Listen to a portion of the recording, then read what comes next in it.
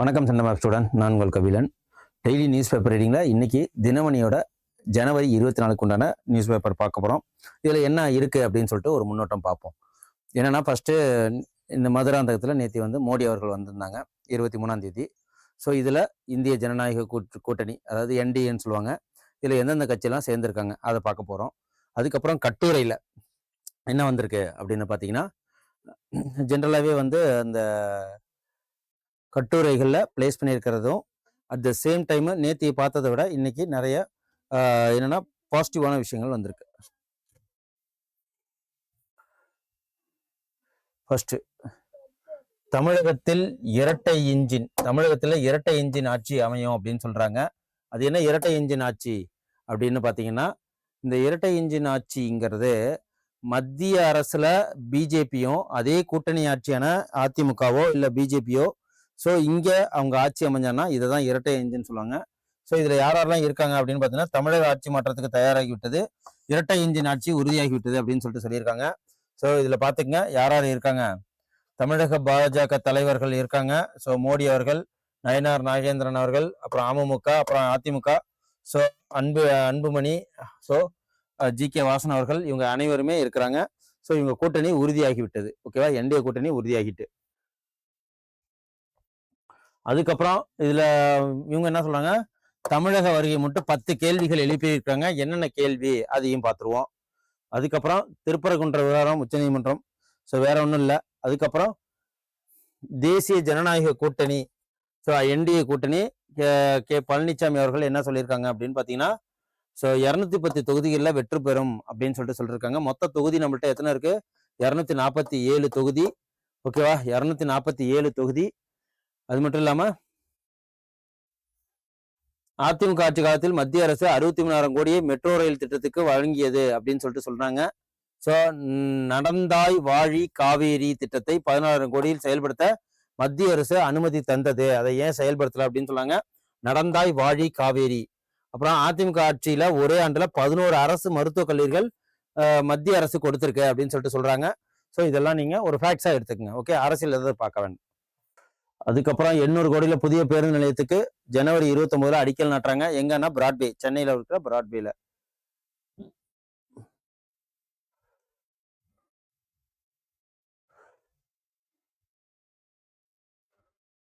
So இதெல்லாம் சில ஃபேக்ட்ஸ்லாம் வந்திருக்கு. இதெல்லாம் நமக்கு எக்ஸாம் பாயிண்ட் ஆஃப் வியூல தேவையில்லை, இருந்தாலும் தெரிஞ்சுக்குமே ஆட்சி மாற்றங்கள் எப்படி இருக்கு, ஆட்சிகள் நடந்தது என்னன்னுட்டு. ஓகே, ஏன்னா எல்லாமே தெரிஞ்சிருக்கணும் இல்லையா மாணவர்கள். நம்ம போட்டித் தேர்வு மாணவர்கள் மட்டும் நம்ம ஃபோக்கஸ் பண்றதில்ல. ஸோ பேரண்ட்ஸ், பெற்றோர்கள், இப்போ இளைய தலைமுறைகள் அனைவருக்குமே. ஸோ அவங்க என்ன சொல்றாங்க அப்படின்னா, விவசாயிகள் மீது துப்பாக்கி சூடு நடத்தப்பட்டது என்பது குறித்து திமுக அதிமுக இடையே காரசார விவாதம் போயிருக்கு. அதுல என்ன சொல்றாங்க அப்படின்னா, ஆர்பி உதயகுமார் பேசும்போது நிரந்தர டிஜிபி நியமிக்கப்படாதால் தமிழகத்தில் சட்டம் ஒழுங்கு மிக மோசமான நிலைக்கு ஆயிடுச்சுன்னு சொல்றாங்க. 84 கொலைகள் நிகழ்ந்திருக்கு, 44 சிறுமிகள், 27 பெண்கள் பாலியல் தொல்லைக்கு ஆளாக்கப்பட்டிருக்காங்க அப்படின்னு சொல்றாங்க. ஸோ இதுல எஸ் ரகுபதி அவர் என்ன சொல்றாரு அப்படின்னு பாத்தீங்கன்னா, பெண்களுக்கு எதிரான குற்றங்கள் தமிழகத்தில் மிகவும் குறைவுதான் அப்படின்னு சொல்லிட்டு சொல்றாங்க. ஸோ இப்ப கஞ்சா போதைப் பொருளால இப்போ திருத்தணியில டிசம்பர் 29ஆம் தேதி நடந்துச்சு இல்லைங்களா, அப்போதைக்கு என்ன சொன்னாங்க, 0 ட்ரக்ஸ் அப்படின்னு சொல்லிட்டு சொன்னாங்க, 0 கஞ்சா அப்படின்னாங்க. ஸோ அது எப்படி அந்த நிகழ்வு நடந்துச்சு, அன்னைக்கே திருத்தணியில் ஒரு நிகழ்வு நடந்துச்சு, கோயம்புத்தூர்ல ஒருத்தவங்க ஒரு கல்லூரி மாணவரை போட்டு வெட்டினாங்க. ஸோ இப்படின்னு சொல்லிட்டு ஏகப்பட்ட இடத்துங்கள இந்த கஞ்சா இது இருக்க தான் செய்யுது. ஸோ அதையும் பார்த்து மக்கள் நாம தான் திருந்தணும். ஓகேவா, இதுல ஆட்சிகளை யாரும் எதுவும் சொல்லக்கூடாது, சுய ஒழுக்கங்கிறது மெயின். அதனாலதான் நம்ம அறநெறி நூல்கள் போன்ற திருக்குறள் இருக்கட்டும், தமிழ்ல ஏகப்பட்ட எத்திக்ஸ் அண்ட் மாரல்ஸ் இதோட வாழணும், குடும்பத்துக்கு கட்டுப்பட்டு இருக்கணும், அந்த அறநூல்கள் படிக்கிறதே அதுக்காக தானே. ஓகேவா, பண்பாடை கத்துக்கிறதுக்கு தானே. ஸோ இதெல்லாம் அவங்கவுங்க என்ன பண்ணணும், தன்னைத்தானே மேம்படுத்தி தன்னைத்தானே அடக்கிட்டு இருக்கணும். கிடைக்குதுங்கிறதுனால எல்லாத்தையுமே வாங்கி நம்ம பருகிட்டு இருக்க முடியாது இல்லைங்களா. ஸோ இதெல்லாம் சுய கட்டுப்பாட்டில் தான் வரணும். ஓகே, இதில் ஆட்சியை நம்ம குத்தம் சொல்லி ஒன்றும் பிரயோஜனம் இல்லை. அதுக்கப்புறம் கீதா ஜீவன், நாடு முழுவதும் 1700 கூட்டு பாலியல் கொள்ளை சம்பவம் நடந்திருக்கு. ஆனா தமிழ்நாட்டில் எத்தனை இருக்கு, வெறும் இதில் தமிழகத்தில் 3 மட்டுமே நடந்திருக்கு கூட்டு பாலியல். ஓகேவா, நாடு முழுவதும் 1783 கூட்டு பாலியல் கொள்ளை சம்பவங்கள் நிகழ்ந்திருக்கு, தமிழ்நாட்டில் வெறும் 3 தான்றாங்க. பாஜக ராஜஸ்தான்ல 867, உத்தரப்பிரதேசத்துல 864 நடந்திருக்கான். அதுக்கப்புறம் பார்த்துக்குங்க.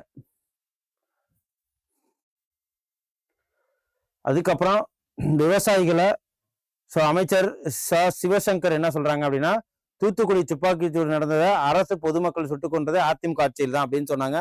அதுக்கப்புறம் வேலு அவர்கள் பைசா மின் கட்டணம் குறைக்க கோரி போராட்டத்தினால பைசா போராட்டத்துல அதாவது நாராயணசாமி நாயுடு தலைமையிலான விவசாயிகளை சுட்டுக் கொண்டது அதிமுக ஆட்சியில் அப்படின்றாங்க. அப்புறம் RP உதயகுமார் கருணாநிதி ஆட்சியில் தான் விவசாயிகள் மீது துப்பாக்கி சூடு நடத்தப்பட்டது அப்படின்னு சொல்லிட்டு சொன்னாரு. அதுக்கப்புறம் 9/7/1979 திண்டுக்கல் மாவட்டத்துல வேடஞ்சந்தூர் உள்பட 2 இடங்கள்ல துப்பாக்கி சூடு நடத்தப்பட்டதுல 19 விவசாயிகள் இறந்திருக்காங்க. ஓகேவா, இதெல்லாம் நமக்கு தெரியாம போயிடுச்சு. 5/7/1972 சேலம் மாவட்டம் பெத்தம்பாளையம் கோவை மாவட்ட பெருநகர்ல ஆதாரம் இருக்குன்னு உதயகுமார் சொல்லியிருக்கிறாரு. பேரவைத்துறை 2 ஆதாரங்களை ஆய்வு செய்து பேரவையில் தீர்ப்பு வழங்கப்படும் அப்படின்னு சொல்லிட்டு அவரு சொல்லி இந்த உரையை முடிச்சிட்டாரு. ஓகேவா, இதுல சமூக ஊடக விழிப்புணர்வு அப்படின்னு சொல்லிட்டு பாத்தீங்கன்னா இது எதுக்காக அப்படின்னு பாத்தீங்கன்னா 40 பேருக்கு இது 1912 பேர் கலந்து கொண்டிருக்காங்க. 40 இளைஞர்களுக்கு சென்னை கல்யாணத்துல இவங்களுக்கு பரிசு கொடுத்துருக்காங்க. எதுக்காக அப்படின்னு பாத்தீங்கன்னா சமூக ஊடகங்களில் பரப்பட்டு வரும் வெறுப்பு பிரச்சாரங்கள் தவறான செய்திகளுக்கு இரையாகாமல் பொதுமக்கள் விழிப்புணர்வு பெறுவதாக குறித்து ஒரு வீடியோ இதுதான். அந்த இதுல இத்தனை பேர் ஜெயிச்சிருக்காங்க. மொத்தம் எத்தனை பேர் கலந்துருக்காங்கன்னா 1932. ஓகேவா, இப்போ இன்ஸ்டாகிராம்ல வர்றது எல்லாமே உண்மை சம்பவம் கிடையாது, யூடியூப்ல வர்றது எல்லாமே உண்மை கிடையாது, வாட்ஸ்அப்ல பகிரப்படுறது எல்லாமே உண்மை கிடையாது. அதோட தீவிரத்தன்மையை ஆராய்ந்து மக்கள் வந்து அதை புரிஞ்சுக்கணும். அதை விழிப்புணர்வு கொடுக்கறதுக்காக தான் இது. இதை பார்த்துக்குங்க. அதுக்கப்புறம் 10 கேள்வி கேட்டாங்கன்னு சொன்னீங்களா, பிரதமர் மோடிக்கு முதல்வர் ஸ்டாலின் அவர்கள் 10 கேள்வி எழுப்புனாங்க அப்படின்ட்டு. என்னென்ன கேள்விகள் அப்படின்னு பாத்தீங்கன்னா, எக்ஸ் தளத்தில் அதாவது ட்விட்டர் போன்ற எக்ஸ் தளத்தில் கேட்டிருக்காங்க. 3458 கோடி தர வேண்டிய கல்வி நிதி எப்போது வரும் அப்படின்னு சொல்லிட்டு மத்திய அரசை பார்த்து கேட்டிருக்காங்க. அப்புறம் தொகுதி மறுவரையறையில் தமிழ்நாட்டின் தொகுதிகள் குறைக்கப்படாது என்ற உறுதிமொழி எப்போது வரும் அப்படின்னு சொல்லிட்டு அதையும் சொல்றாங்க. அதுக்கப்புறம் பாஜகவின் முகவர் போல செயல்படும் ஆளுநரின் அராஜகம் எப்போது? RN ரவி அவர்கள் கவர்னர் அவர்கள் வெளி செல்றாங்க இல்லையா உரையை படிக்காம, அதான் சொல்றாங்க. அப்புறம் தமிழ் பாசத்தில் தமிழர்களை விஞ்சியதாக காட்டிக்கொள்ளும் அரசின் தமிழுக்குரிய நிதி ஒதுக்கீடு எப்போ வரும் அப்படின்னு சொல்லிட்டு முதல்வர் அவர்கள் கேட்டிருக்காங்க. அப்புறம் மாநிலம் மீது நிதி சுமையை ஏற்றி ஊரக மக்களின் வாழ்வாதாரத்தை பகுதிக்கும் DPG ராம்ஜி திட்டம், இன்னும் 100 நாள் வேலைவாய்ப்பு திட்டம் இருக்கு இல்லையா, அதான் இப்ப பேர் மாத்தி VPG ராம்ஜி 125 days வேலைவாய்ப்பு தரதா சொல்லியிருக்காங்களே அதான் அது. அப்புறம் மதுரை எய்ம்ஸ் எப்போது வரும் அப்படின்னு கேட்டிருக்காங்க. இயற்கை பேரிடர்களுக்காக நாங்கள் கேட்ட நிவாரணத்தை தொகை எப்போது வரும் அப்படின்னு சொல்லியிருக்காங்க. அப்புறம் ஓசூர் விமான நிலையம் கோவை டு மதுரை மெட்ரோ திட்டங்களுக்கு ஒப்புதல் எப்போ தருவீங்க? அப்புறம் கீழடி அறிக்கை எப்போது வெளியே வரும் அப்படின்னு இருக்காங்க. அப்புறம் நீட்டு விலக்கு எப்போது வரும் அப்படின்னு சொல்லிட்டு இதே மாதிரி 10 கொஸ்டின் மோடி ஐயாவை பார்த்து ஸ்டாலின் ஐயா கேட்டிருக்காங்க. ஓகே, ஏமாற்றம் தரப்போகும் மாற்று இது என்ன அப்படின்னா, அமெரிக்க அதிபர் டொனால்ட் ட்ரம்ப் என்ன ஒரு குழு ஆரம்பிச்சிருக்காங்க அப்படின்னு பாத்தீங்கன்னா, அமைதி குழு அப்படின்னு சொல்லிட்டு ஒரு குழு எங்க ஆரம்பிச்சிருக்காங்க, எக்கனாமிக் ஃபாரம் டாவோஸ்ல நடந்துச்சு, அங்க அமைதி குழு. இதுல எந்தெந்த நாடுகள் சேர்ந்திருக்கு அப்படின்னு பாத்தீங்கன்னா, இந்த அமைதி குழுவானது மோதல்களால் பாதிக்கப்பட்ட பகுதிகளில் ஸ்திரத்தன்மையை மேம்படுத்தவும் நம்பகமான சட்டப்பூர்வமான நிர்வாகத்தை மீட்டெடுக்கவும். இப்போ இஸ்ரேல் ஹமாஸ்க்கு நடந்த சண்டையில காசா பகுதி மிகவும் ரொம்ப டேமேஜ் ஆயிடுச்சு, அதை மீட்டு தரணும், அதாவது அட்மினிஸ்ட்ரேஷனை மீட்டு தரணும், இன்ஃப்ராஸ்ட்ரக்சர் டெவலப்மெண்ட் கொடுக்கணும், அதுக்கு ஏகப்பட்ட பணங்கள் செலவாகும், அங்க பழைய நிலைமைக்கு கொண்டு வரணும், நார்மல் லைஃப் அங்க வாழணும் அப்படிங்கிறதுக்கு. அதை கொண்டு வர்ற ஒரு திட்டம் தான் இந்த அமைதி குழு. இதை மட்டும் அவங்க காசால கரெக்டா பர்ஃபெக்டா பண்ணிட்டாங்கன்னா இதுக்கப்புறம் அவங்க எல்லா இடத்துலயும் பண்ண போறாங்க. இது எதுக்காக இந்த அமைதி குழுனா, நேட்டோ அந்த யுஎன்னுக்கு யுனைடெட் நேஷனுக்கு அதுக்கு வந்து போட்டியாக இது வர்றது. ஏன்னா யுனைடெட் நேஷன் எங்க இருக்கு அப்படின்னு பாத்தீங்கன்னா எல்லாமே வந்து யூரோப் கண்ட்ரிகள் வியாபிச்சு இருக்கிறதுனால அமெரிக்கா வந்து இப்ப என்ன பண்ணிருக்காங்க, கிட்டத்தட்ட 63 யுஎன் சம்பந்தப்பட்ட நாடுகள்ல இருந்து அமைப்புல இருந்து உலக சர்வதேச அமைப்புல இருந்து வெளியில வந்துட்டாங்க. ஃபர்ஸ்ட் இதுல இந்த அமைப்பை அமைதி குழுன்னு சொல்லிட்டு ட்ரம்ப் ஆரம்பிச்சிருக்காங்க. இதுல கிட்டத்தட்ட 30 UAE, கத்தாரு, ஏமன், பாகிஸ்தான் போன்ற பல நாடுகள் 20க்கும் மேற்பட்ட நாடுகள் இதுல கலந்துருக்காங்க. ரஷ்யாவை இவரு கூப்பிட்டுருக்கிறாரு, இந்தியாவையும் கூப்பிட்டுருக்காங்க. இந்தியா என்ன பண்ணிருக்குன்னா அந்த மீட்டிங்ல கலந்துக்கல, ராட்டிஃபைடு பண்றாங்க. அந்த ஏன்னா தோழமை நாடான ஸோ இங்கிலாந்து இதுல சேரல, ஜெர்மனி சேரல, இத்தாலி சேரல, பிரான்ஸ் சேரல அப்படிங்கிறப்போ ஸோ நம்ம ஆராய்ச்சி தன்மை பண்ணிட்டு தான் சேரணும், அதுல ஆராய்ஞ்சிக்கிட்டு இருக்கோம் அப்படின்னு சொல்லிட்டு நம்ம இந்தியாவுக்கு வந்து அதுல சேரல. பட் அதுல பாகிஸ்தான் சேர்ந்துட்டாங்க, கத்தாரு, யுஏஇ, சவுதி அரேபியா போன்ற நாடுகள் என்னென்னலாம் சேர்ந்திருக்காங்க அப்படின்னு பாத்தீங்கன்னா 66 சர்வதேச அமைப்புகளிலிருந்து அமெரிக்கா அண்மையில் வெளியேறவும், அதே இது 35 சர்வதேச அமைப்புகளுக்கு, ஐநாவின் 33 அமைப்புகளுக்கும் இதில் அடங்குறது. அதுக்கப்புறம் 30க்கும் மேற்பட்ட நாடுகள் இணைஞ்சிருக்காங்க. அதுல யாருன்னா சவுதி அரேபியா, ஐக்கிய அரபு எமிரகம், கத்தாரு, எகிப்து, ஜோர்டானு, பாகிஸ்தான், துருக்கி, இந்தோனேஷியா ஆகிய இஸ்லாமிய நாடுகள் முக்கிய பங்குகளுக்குன்னா அப்புறம் Albania, Azerbaijan, Armenia, Argentina, Bahrain, Belarus, Bulgaria, Hungary, Israel, Kazakhstan, Mongolia, Morocco, Uzbekistan, Vietnam உள்ளிட்ட நாடுகளும் இதுல இடம்பெற்றிருக்கு. ஆக மொத்தம் 30 நாடுகள் இதுல இந்த அமைதிக்குள்ள ஜாயின் பண்ணிட்டாங்க.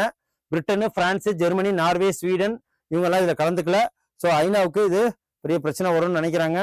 அதுக்கப்புறம் சாதக பாதங்கள் என்ன அப்படின்னா, அமைதி குழுவின் நிர்வாக உறுப்பினர்கள் யாரெல்லாம் இருக்காங்கன்னா, அமெரிக்க வெளியுறவு அமைச்சர் மார்க்கோ ரூபியோ, மத்திய கிழக்கு நாடுகளுக்கான அமெரிக்காவின் சிறப்பு தூதர் ஸ்டீவ் விட்கோஃப், அப்புறம் ட்ரம்பின் மருமகன் ஜரேத் குஷ்னர், அப்புறம் முன்னாள் பிரிட்டன் பிரதமர் டோனி பிளேயரு. ஸோ இவங்க எல்லாமே வந்து உலக வங்கியின் தலைவர் அஜய் பங்கா, அப்புறம் அமெரிக்க பாதுகாப்பு ஆலோசகர் ராபர்ட் கேப்ரியல் உள்ளிட்ட எல்லாருமே இந்த அமைதி குழுல உயர்மட்ட குழுல இருக்காங்க. ஸோ இதுதான் ஓகே. இந்த மெயினான இந்த அமைதி குழு இப்போதைக்கு ஃபர்ஸ்ட் என்ன சொன்னா, இஸ்ரேல் ஹமாஸ் போரால் சீரழிந்த காசாவின் மறுசீரமைப்பு மிக முக்கியம். இதை நடத்தி முடிச்ச பிறகுதான், இந்த மறுசீரமைப்பு அடுத்த பிறகுதான் இந்த அமைதி குழுவோட உண்மைத்தன்மை தெரியும்.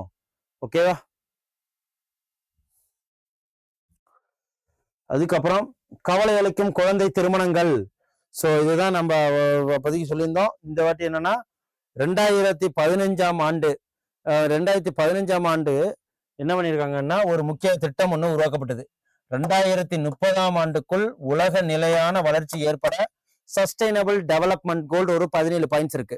ஓகேவா?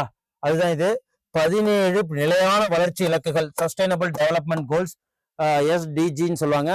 அதுல குழந்தை திருமணம் ஒண்ணு 2030க்குள்ள குழந்தை திருமணம் ஒதுக்கணும் அப்படின்ட்டு. ஸோ நம்ம இந்தியால குழந்தை திருமணங்கள் குறைக்கப்பட்டிருக்கு. ஆனா இப்ப ரீசெண்டா அதிகரிச்சிருக்கு. அது மட்டும் இல்லாம தமிழ்நாட்டுல குழந்தை திருமணம் லாஸ்ட் இயருக்கு இந்த வருஷம் எதனால அப்படின்னா, குழந்தை திருமணம் நடந்திருக்குங்கிறது பிரசவம் பண்ணும்போது ஹாஸ்பிட்டலுக்கு வரும்போது தான் தெரியுது. ஸோ அதுதான் பார்ப்போம் இப்ப. ஸோ 5வது இலக்கான பாலின சமத்துவம், ஆண் பெண் சமத்துவம் மூலம் 230ஆம் ஆண்டுக்குள் குழந்தை திருமணத்தை முடிவுக்கு கொண்டு வரணும் அப்படின்னு சொல்றாங்க. 18 வயசுக்கு மேல தான் திருமணம் நடக்கணும்னு.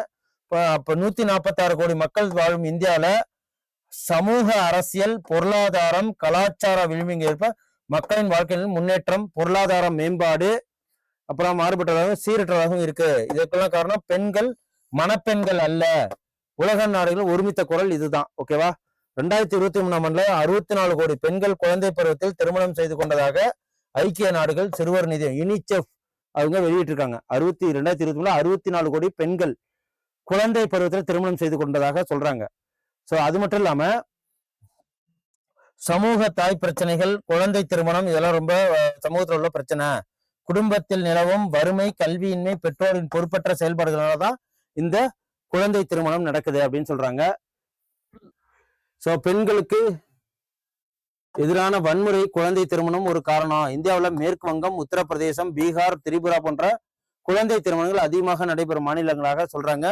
ஸோ பாத்துங்க, மேற்கு வங்கம், வெஸ்ட் பெங்கால், உத்தரப்பிரதேசம், பீகார், திரிபுரா. அப்புறம் தேசிய குடும்ப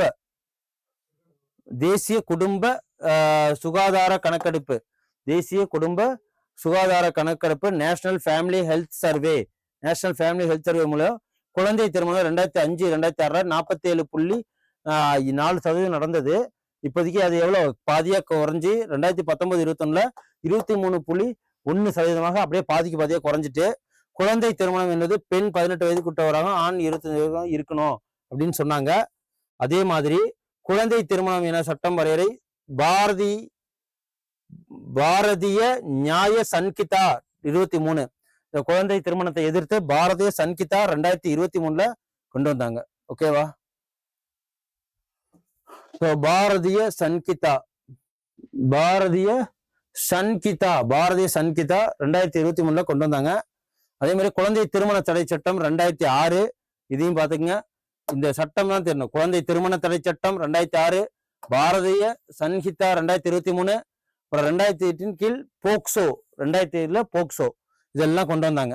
ஸோ அப்படி குழந்தை திருமணம் பண்ணி வச்சிருந்தா அவங்களுக்கு 1 லட்சம் அபராதமும் விதித்திருந்தாங்க. இதையும் பாத்துங்க. ஸோ 19 ஆண்டுகள் அகலாம் குழந்தைகளின் உரிமைகள் மற்றும் பாதுகாப்புகள் தேசிய ஆணையம் இதை வெளியிட்டு இருந்தாங்க. ஸோ அதுக்கப்புறம் 13 முதல் 19 வரையிலான பெண்கள் மகப்பேறு அடைவதை வந்து என்னன்னா பதின்ம மகப்பேறு அப்படின்னு சொல்லுவாங்க. ஓகேவா, பதின்ம மகப்பேறு அப்படின்னு சொல்லுவாங்க. அப்புறம் தாய் சேய் உடல் நலன் பாதிக்கப்படும், இதனால ஏகப்பட்ட விஷயங்கள் சொல்லியிருக்காங்க. அப்புறம் குழந்தை திருமணத்தை தடுக்க இந்தியாவில் மத்திய மாநில அரசுகள் பல்வேறு விழிப்புணர்வு பண்ண, அது என்னது, பால் விவா முக்த் பாரத் அபியான், பால் விவா முக்த் பாரத் அபியான் மூலம் நிகழாண்டுகள் குழந்தை திருமணத்தின் 10% குறைஞ்சிருக்கு அப்படின்னு சொல்றாங்க. பால் விவாகத் பாரத் அபியான், பால் விவாகத் பாரத் அபியான். ஸோ 100 நாள் விழிப்புணர்வு பிரச்சாரத்தையும் மேற்கொண்டு இதை குறைச்சிருக்காங்க. 2025 ஆண்டுல இந்தியாவில் எங்கெங்கெல்லாம் வந்து திருமணம் குறைஞ்சிருக்கு அப்படின்னு பார்த்தீங்கன்னா, குழந்தை திருமணம் இல்லாத மாவட்டமாக சத்தீஸ்கர் உள்ள பல்லோட் மாவட்டம், குழந்தை திருமணமே நிறைய இது வந்து சத்தீஸ்கர்ல பல்லோட் மாவட்டம் தேர்ந்தெடுக்கப்பட்டு குழந்தை திருமண தடை சட்டம் குறித்து சமூக நலத்துறை, பள்ளி கல்வித்துறை உள்ளிட்ட அரசு துறை சார்பில் விழிப்புணர்வு நிறைய நடந்திருக்கு அப்படின்னு சொல்றாங்க.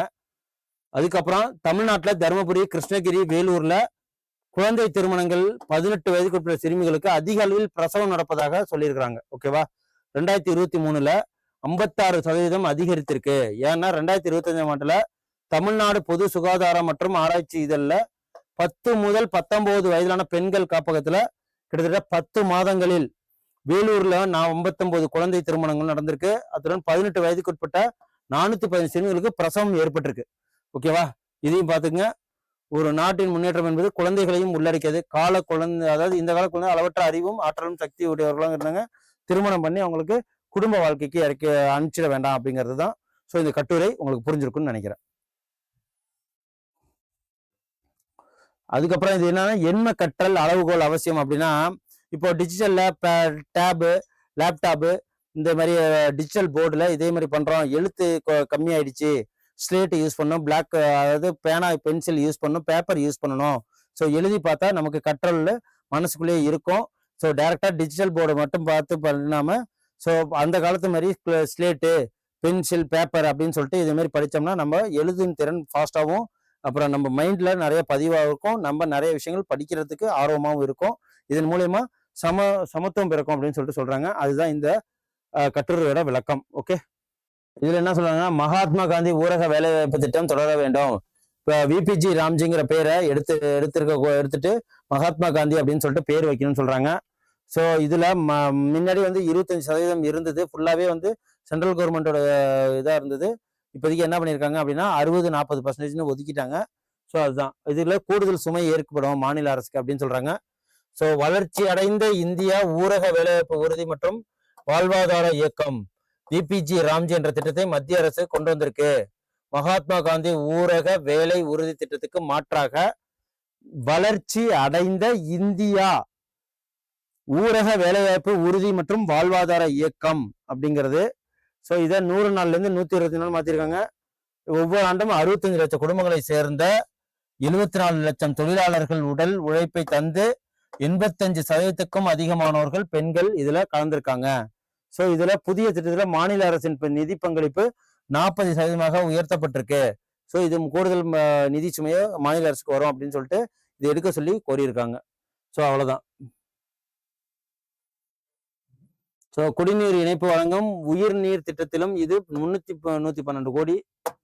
அப்புறம் பிரதமரின் கிராம சாலை திட்டத்தில் 516 கோடியை விடுவிக்க சொல்லியிருக்காங்க. ஸோ திமுக ஆட்சியில் இரட்டை இலக்க பொருளாதாரம். நம்ம எக்ஸாம் பாயிண்ட் 2014 திமுக ஆட்சியில் நிறைவேறும் போது தமிழகத்துல தனிநபர் வருவாய் 1.50 லட்சமா இருந்தது. ஸோ 2021 அதிமுக ஆட்சியில நிறைவடையும் போது 2,06,000 இருந்தது. இப்போ 3,15,000 ஒருத்தவரோட வருமானம் இருக்கு அப்படின்னு சொல்லிட்டு சொல்றாங்க. ஸோ நேற்று ஜனவரி 23 நேதாஜி சுபாஷ் சந்திர போஸோட பிறந்தநாள், பராக்கிரம திவாஸ் அப்படின்னு சொல்லிட்டு பார்த்தோம். இதுல என்ன பண்ணியிருக்காங்க அப்படின்னா 2018ஆம் ஆண்டுல பாஜக தலைமையில மத்திய அரசு அந்தமான் நிக்கோபர் தீவுல ரோஸ் தீவுக்கு நேதாஜி பேரை வச்சிருக்கிறாங்க. ஸோ அதை மட்டும் இந்த பார்த்துப்போம். ஓகே, ஸோ நேத்தியே பார்த்தோம் தமிழக ஊர்தி இதில் என்னென்னலாம் வச்சுருக்காங்கன்னு சொல்லிட்டு நேற்று பேப்பர் ரீடிங்ஸில் பார்த்தோம். அதே தான் இது. ஸோ ஜனவரி 27 நாடு தழுவிய வேலை நிறுத்தம். எதுக்குன்னா சனிக்கிழமையும் லீவ் வேணும்னு சொல்லிட்டு இந்த பேங்க் ஊழியர்கள் அனைவருமே வேலை நிறுத்தம் பண்ணுறாங்க. ஸோ இப்போ இன்னைக்கு சனிக்கிழமை 24, 25, 26, 27 கிட்டத்தட்ட 4 நாள் பேங்க் கிடையாது. ஓகேவா? இது யார் தலைமையில் நடக்குது அப்படின்னு பார்த்தீங்கன்னா மத்திய நிதியமைச்சரின் கீழ் செயல்படும் நிதி சேவைகள் வங்கி ஊழியர்கள் 9 சங்கங்கள் நடத்திய பேச்சுவார்த்தையில உடன்பாடு ஏற்படாமல் இது நடக்குது. ஸோ ஒருங்கிணைந்த வங்கி ஊழியர்கள் கூட்டமைப்பு, அதுக்கப்புறம் வந்து ஒருங்கிணைந்த வங்கி ஊழியர்கள் கூட்டமைப்பிடையே 2024 நடந்துச்சு. ஓகே, ஸோ விளையாட்டு நியூஸ்ல பியான் ஃபோர்க் சாதனையை சமன் செய்த அல்காரஸ். ஸோ ஆஸ்திரேலியால ஓப்பன் டென்னிஸ் போட்டி நடந்துட்டு இருக்கு. அந்த நியூஸ் தான் இது. ஃபைனல் நியூஸ் வந்த பிறகு யார் வந்து கிராண்ட் ஸ்லாம் வாங்கினாங்க அப்படிங்கிறத நம்ம பார்ப்போம். ஸோ இந்தோனேஷியா மாஸ்டர்ஸ் சிந்து லக்ஷயா தோல்வி. நேற்று காலிறுதிக்கு முன்னேறினாங்க, இப்போ தோல்வி அடைஞ்சிட்டாங்க. அப்புறம் பனி ஹாக்கி இறுதி ஆட்டத்தில் லடாக், அதாவது கேலோ இந்தியா 6வது குளிர்கால விளையாட்டு போட்டி லடாக்ல நடக்குது. அதுல இந்த போட்டியில யார் ஜெயிச்சிருக்காங்க? இதுல லடாக் வந்து ஜெயிச்சிருக்காங்க. அப்புறம் ஜப்பான் நாடாளுமன்ற கீழவை கலைப்பு. யார் இப்போதைக்கு பிரதமராக இருந்தாங்க அப்படின்னா சனே தக்காய்ச்சி. ஸோ இவங்க பிப்ரவரி 8ஆம் தேதி தேர்தல் நடைபெறும் அப்படின்னு சொல்லிட்டு சொல்லியிருக்காங்க. ஸோ இது வந்து எதுக்காகனா ஷின்சோ அபே படுகொலைக்கு காரணமாக அமைந்த யூனிஃபெக்ஷன் சர்ச் அதில் இவங்களுக்கு தொடர்பு இருக்குன்னு நினச்சிக்கிட்டு ஸோ என்ன நினைக்கிறாங்க அப்படின்னா மக்கள் வந்து ஆதரவு தெரிவிக்காது, மக்கள்கிட்ட பெரும்பான்மை காமிக்கிறதுக்காக இவங்க கழிச்சிருக்காங்க. ஓகே, கீழே கழிச்சு திருப்பி எலெக்ஷன் நடக்க போகுது. ஸோ அதானி குழுமம் சந்தை மதிப்பு ஒரே நாளில் 1.5 லட்சம் கோடி எல்லாத்துலேயுமே வீழ்ச்சி அடைஞ்சிருக்கு. போர்ட்டு, க்ரீனு, அதுக்கப்புறம் வந்து கேஸு, இதெல்லாம் எல்லாத்துலேயுமே இருக்காங்க. ஸோ அது நான் இது